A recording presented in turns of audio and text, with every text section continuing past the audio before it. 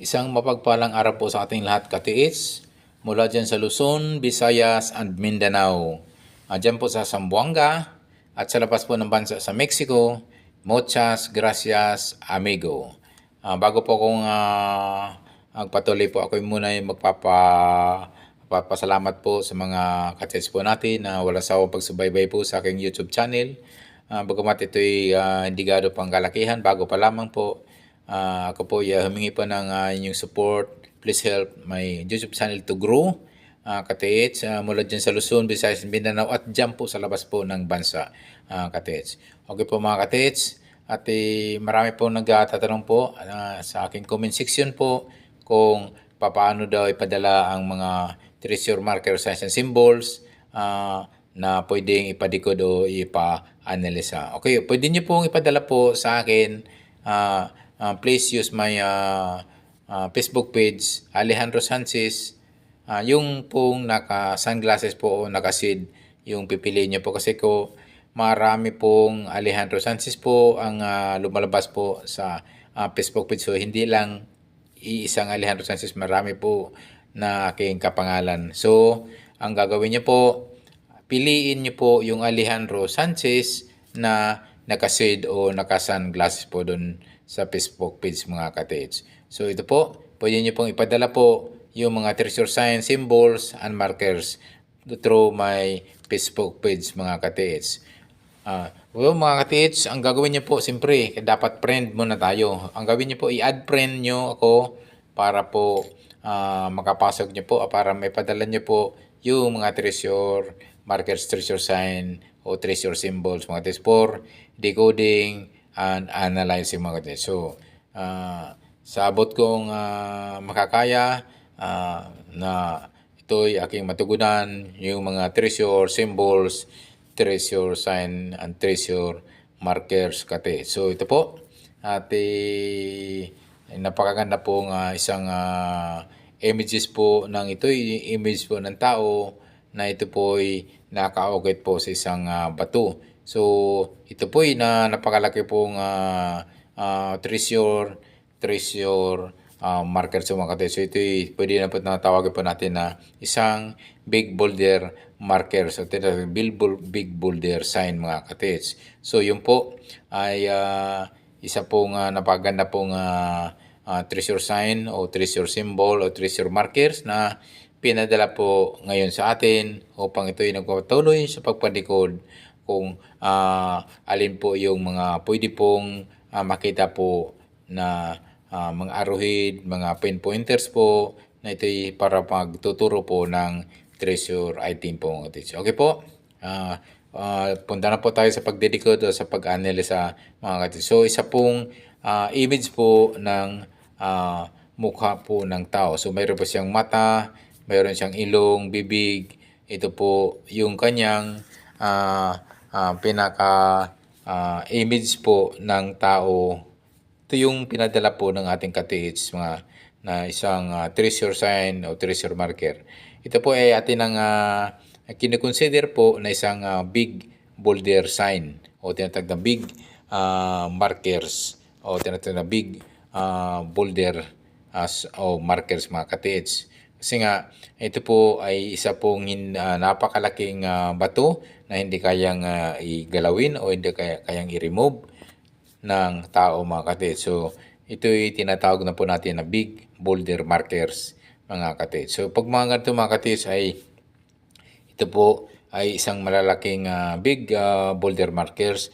Pwede nyo pong i-check po, pwede nyo i-detect po yung mismong treasure markers mga katiits. So, pwede nyo i-detect po ng metal detector or gold locator. Or, ang gagawin nyo po, pwede nyo pukpukin po ng maso o martilyo yung mismong kabuuan po itong treasure marker. Posible po may tinatawag na rock enclosed item. So, posibleng mayroon pong item po yan. O tinatawag na giveaways po yung pinaka treasure marker mga katiits. Pagkatandaan nyo mga katiits, dahil nga marami na pong mga treasure markers o treasure sign at ito yung natatagpuan natin katiits, yung mismo doon po nakalagay po yung item sa pinaka treasure marker. So, naghanap po tayo sa item na yan, yung pala, nandyan lang pala sa kanyang pinaka markers mga katids yung item. So yun po, huwag nyo kaligtan po sa pag-check o i-detect nyo ng metal detector yung kabuuan po mismo ng pinaka treasure marker. At pwede nyo i-detect po ng metal detector o pwede nyo pugpugin po ng maso or martilyo yung kabuuan Alam nyo po, yung tunog, siksik, siyempre, siksik, ano yun, talagang solid yun. Iba yung tunog po ng ampaw. Posible po, mayroong portion po yan na tunog parang iba, parang ampaw, parang maluwag po yung ilalim. Posible po mayroong tinatawag na giveaways or tinatawag na rack enclosed item mga katids. So madalas po, marami pong mga katids po natin na naka-retrieve po ng mismo sa mga treasure markers po yung item. So kaya nga huwag niyong kaligtaan po. Madalas po ay aking pinaalala sa mga katids po natin na i-detect po mismo yung mga treasure marker, treasure sign, treasure symbol ng metal detector or gold locator. Kung ano po man yung dala nyo na treasure hunting equipment mga katids. Or pwede nyo pupugay ng maso, martilyo, yung pinaka markers. Kasi nga pwede pong mayroong ampaw yan o pwedeng solid, yung kabila ampaw pala, mayroon palang item po niyan mismo yung pinaka-marker. Okay po, ang pangalawa ko pong nakita po rito mga katids ay yung pointed ng nose ay nakapoint po sa pagitan po ng east and south mga katids. So, ang gawin nyo po, pwede nyo i-check po yan sa distansya po ng 1 hanggang 10 meters po ang layo mga katids. So, ito po ay from eyes to nose mga katids ay kanyang nakapinpoint po ito sa banda in between sa pagitan po ng east and south mga katids. So tingnan nyo po mga katids, baka po mayroon yan tinatawag na coordinated markers. Pwede pong mayroong old century tree na punong kahoy na mayroon nakaukit po din na mukha ng tao mga katids. Or may mga tinatawag na mga small stone o pwedeng mga may pile dyan na mga maliliit na bato na pwedeng pinaka coordinated markers mga katids.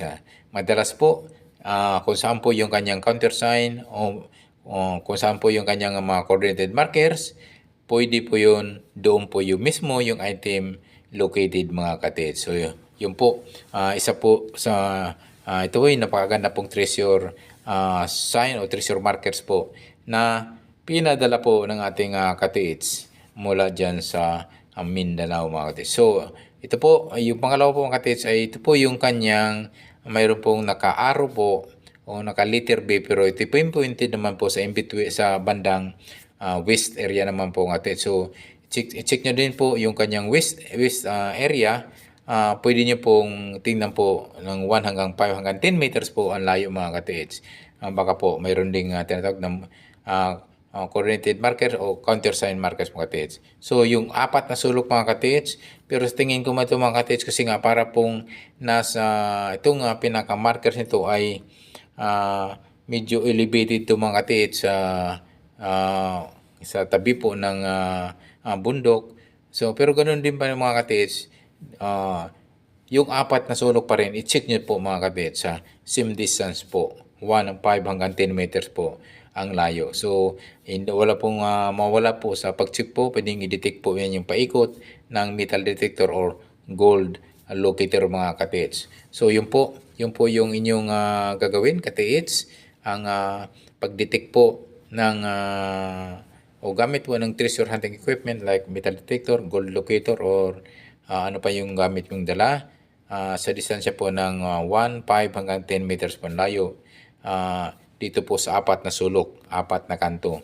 East, west, north, and south katids. So yun po ang inyong gagawin. So ang madalas po kasi ginagawa po ng mga lalo na po itong medyo may kalakihan na po na mga tinatawag na big boulder markers. So ito po ay pwede pong medyo may kalakihan na rin po yung item na pwedeng nariyan po mga katids. So hindi basta po mga katids. Ito po ay aking pinag-iingat mga katids sa paghukay po, sa pagdidig po ay pag mga volume, mga big boulder markers at ito'y big items na rin po, bunkers na po. Ito po yung tinatawag na po na bunker deposit nito, mga ka-TH, na posible po may mga bomb trap o mga booby trap po na ito'y napapalo po mga ka-TH. Kasi nga hindi basta-basta pa kapag malalaki na po ang volume o tinatawag na bunker deposit na po yan, mayroon na po yung mga booby trap o bomb trap mga ka-TH. So ingat lang po mga ka-TH. At mayroon naman po yan mga sign o may mga pwede pong mapansin nyo na minsan po ay mayroon nakaukit po, may mga bomb sign o mga trap sign po na linalagay po sa mga o nakaguhit po minsan po sa mga coordinated markers o countersign markers mga kapatid. So ito ay pinapalala ko po na kapag mga big bunkers na po, mga big deposit po, hindi po mawala po yung mga bomb trap o booby trap mga kapatid. So yun po, inuulit ko po, i-check po yung bandang east ng 1.5 hanggang 10 meters. Also yung kanyang west, same distance po 1.5 hanggang 10 meters din. At yung kanyang north area, same distance, 1.5 hanggang 10 meters.